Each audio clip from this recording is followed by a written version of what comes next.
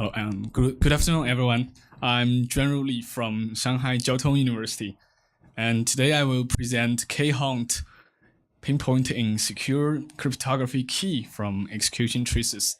This work was a collaboration with Professor Zhichang Lin from the Ohio State University and Juan Cabello from the Idea Software Institute. Okay, this photo was taken at last year's CCS in Dallas during the presentation of key reinstallation attack against the WPA2 protocols.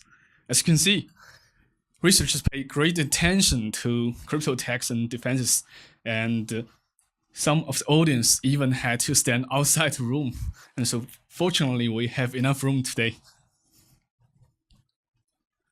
A number of researches on crypto misuse detection, crypto algorithm identification, and crypto parameter extraction have been proposed in recent years' security conferences. However, they seldom focus on the detection of crypto key, not to mention the insecure crypto keys. A crypto key is the utmost secret and should be the only secret in a modern crypto system. It is very important and it should be used very carefully in a program. Otherwise, attackers will exploit every weakness in a program to get it. In recent years, we have witnessed a series of attacks against crypto keys using different kind of techniques. For example, the physical memory reading attack in codeboot attack and the side channel information retrieving in a foreshadow attack in this year's username security. So here comes the question. Given a program, how do we find insecure keys in a program? Here's a very simple example of data encryption program. So can you quickly find the problem in this program? So actually, there are two problems in this program. Well, the first problem is that the key is initialized without enough randomness. So actually, only 4 bytes of random information are delivered from random input to the finally used key. So this is obviously a problem. And the second problem is the program forgets to clean the used memory buffer, the key buffer. As a result, the secret information is kept in the memory until program terminates. Well, for different programs, we cannot analyze each of them case by case. So can we have a more general guideline to help us detect insecure key in program? We summarize 3 typical cases of insecurely used crypto keys in programs corresponding to their lifetime.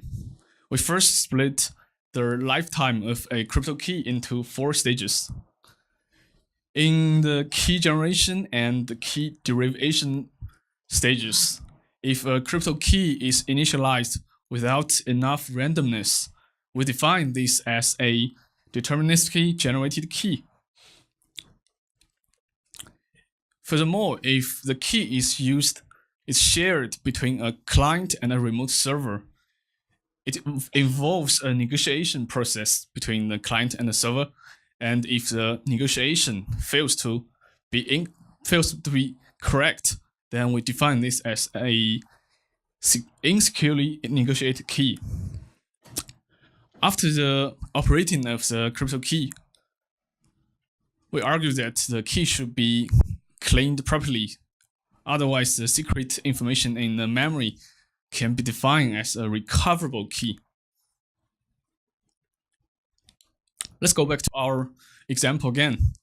So to detect an insecure key in a program, we summarize a process. So the first step is to locate the used cipher functions in the program. Then we can check every memory buffer accessed by cipher functions and distinguish which memory buffer store crypto key. After that, we can check whether the used key is initialized with enough randomness or is securely negotiated. And finally, we check whether the used key buffer is cleaned after the encryption. So that process may be too optimistic when facing the real world, when dealing with real world programs, especially those binary executables. We may face many challenges. Proprietary ciphers and customized implementation of standard ciphers are difficult to be detected without a pre-knowledge. And when the program is very large, it is also not easy to identify the boundary of a crypto algorithm. And a program may access tens of thousands of memory buffers, and it is very difficult to decide which memory buffers store crypto keys. To address these challenges, we follow 3 rules. Rule number 1, we do not identify concrete crypto algorithms such as AES and RSA. Instead, we pinpoint basic blocks related to crypto transformations directly. Rule number 2, we do not analyze program binaries. Instead, we analyze the execution traces with a dynamic analysis, and we pinpoint the range of crypto buffer using this dynamic analysis. Rule number 3, instead of using a static pattern matching to pinpoint some specific crypto mistakes, we use a more generic dynamic analysis to detect insecure key.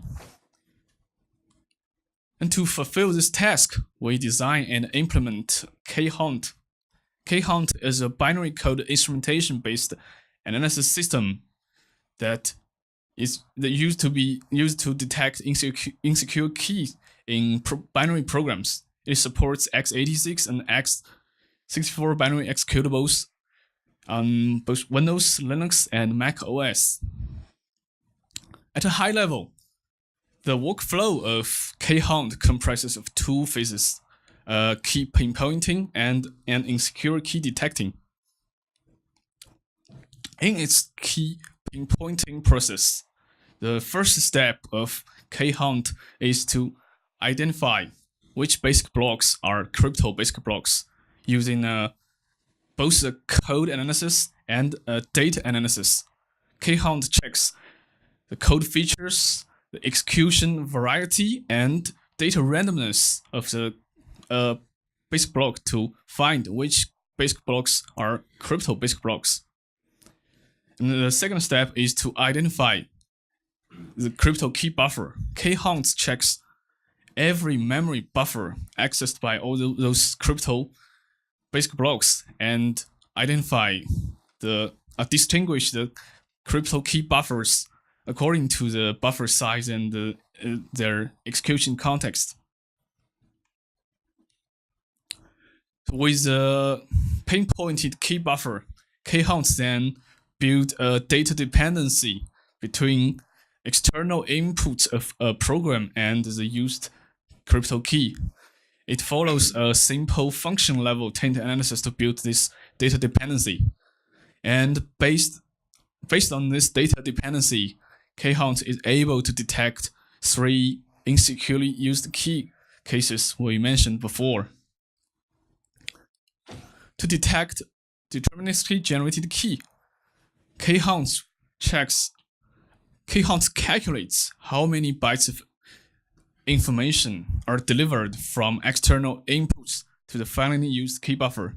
And if there is inadequate randomness, for example, less than 80 bits of information are delivered from the external input to the finally used key buffer, then K-Hunt reports a deterministically generated key.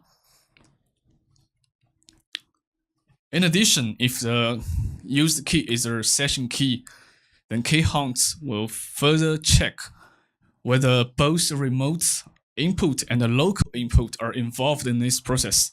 if only one type of input is involved in this situation, that indicates that one party, either the local party or the remote party, can manipulate the session key, and then K-Hunt report an insecurely negotiated key. And K-Hunt keeps tracking the used key buffer after the encryption and checks whether the secret information in the memory is properly cleaned. If the secret information is unnecessarily kept in memory, then K-Hunt reports a recoverable key.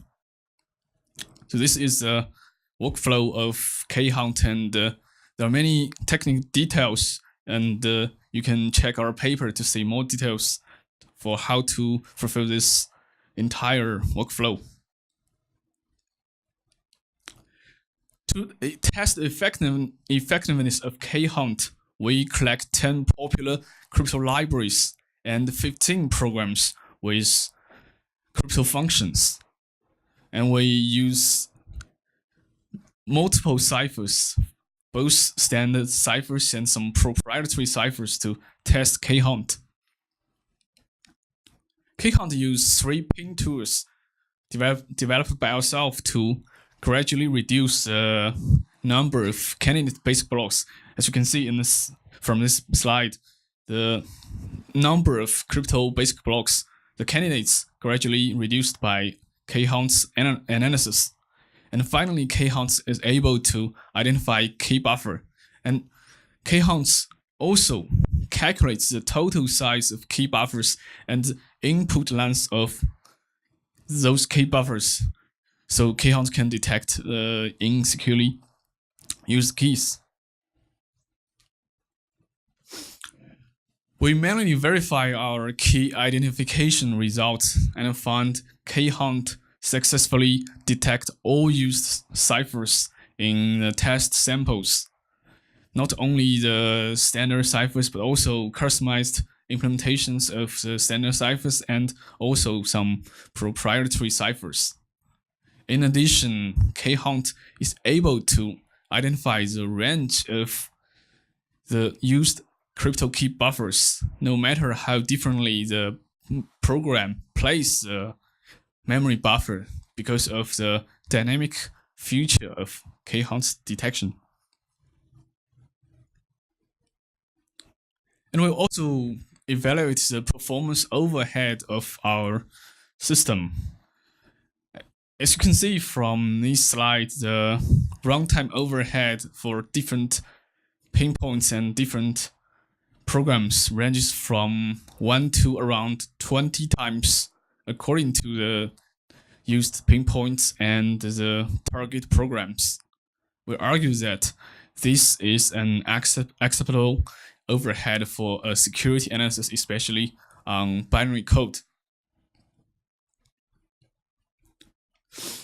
And K-Hunt also gives some detection results on insecurely used keys. To our surprise, 22 out of 25 test samples are found to use crypto key insecurely. This include some well-developed crypto libraries and programs with more than 10 years of history.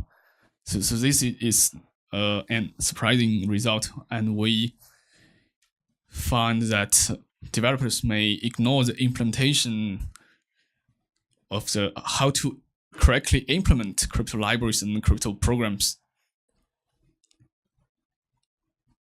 We would like to share 2 interesting case studies. So the first case study is a DGK in an image and animation viewers. In this program, K-Hunt detect deterministic key used in a program. However, K-Hunt is not able to tell which cipher it used. So we manually reverse engineer the program and find in the program a DSA sign is used to protect the license. However, as we know, a DSA signature requires a random number to be secure. However, in this signature generation, we find no randomness. So we further checked the program and we found that in this program, a hard-coded key used to generate the signature. As a result, we can use the hard-coded key and the key parameter and a valid pair of signature to compute the private key. And then we can break the protection of this program. We mentioned that because most widely used crypto wallets nowadays use a similar ECDSA sign, and we suggest that the audience may test your crypto wallet to see whether the similar mistakes in your crypto wallet. And then if you find a similar mistake, maybe you can get some Bitcoin from other people. A second case study is a recoverable key in Libsodium. Libsodium is a modern crypto library, and it does clean crypto keys, but we found that it only cleans the master crypto key for the crypto algorithms, and key hunt detect a round key buffer is not cleaned in its AES encryption. So we report this to the authors, and the author quickly patched this. However, we also made responsible disclosure to other vulnerable vendors, but some of them did not even respond to our report. Okay, so to conclude, we developed K-Hunt, a dynamic analysis system to detect insecurely used key in binary programs. And K-Hunt is able to detect 3 types of insecurely used crypto keys in many crypto programs, independent to the used crypto algorithms. And we use K-Hunt to find many crypto mistakes in both crypto libraries and programs with crypto functions. And we have published source code of K-Hunt on our GitHub repository, and you can find the address also in our paper. To encourage the audience to visit to access our source code, we also designed a challenge related to the DSA case study just mentioned before, and we prepare a gift for the people, for first 10 people who solve the challenge. And you can check our website to see the challenge, and then you can try to solve the challenge. If you find the answer, please email your answer to this email address, and then you can get the gift. At the first floor, there's an Ant financial desk there, and you can get your gift. And finally, an advertisement. We also build crypto libraries with securely used keys. You can access our website to try our new crypto libraries with both memory-safe language and with some new hardware instructions with very good performance. Okay, that's all of my presentation. Thank you.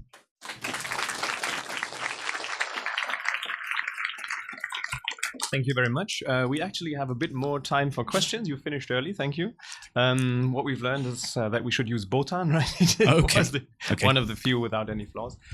Could you, by the way, go back to slide number 1? I think the recording missed it. Number first. Yeah. Just the title one, please. Yeah, we just need to get about 5 or 10 seconds of it for the recording. I think you can stop asking questions. Okay. Hi, John Crizzle, University of Rochester. Thank you, sir. So very nice results. But one question I have is about methodology, right? So it looks like your static analysis is somewhat heuristic in nature, right? You're looking for, say, blocks with an unusually high number of arithmetic instructions, for example, right? So in your methodology, did you develop these heuristics on a small set of training programs and then see how well they apply to a larger set of test programs, or did you just kind of, develop the heuristics along with all the programs that you used in your evaluation? Okay, thank you. Actually, the reviewers also asked this question. and we summarize these features according to our. Well, you can see it's our experience, but we apply these heuristics on.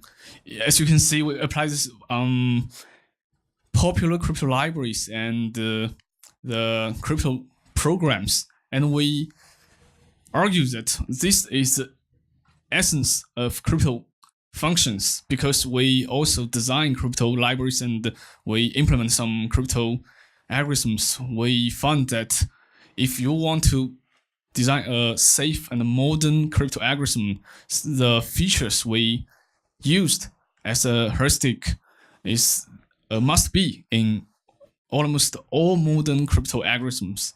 Right. But the question is, are they only in crypto algorithms, right? And your data set's what, only 20 to 25 programs? Yes. Right, which is not a very large data set, when compared to, say, other fields of research, right? Yes, actually, I know what you mean. Actually, we use some utilities such as the 7-zip and WinRAR with both data compression and data encryption. We try to find whether we give the false positive. So the result is we do not suffer from false positive. So we think this is intrinsic of crypto algorithm. Okay, so I think we should chat offline. Okay. Thank you.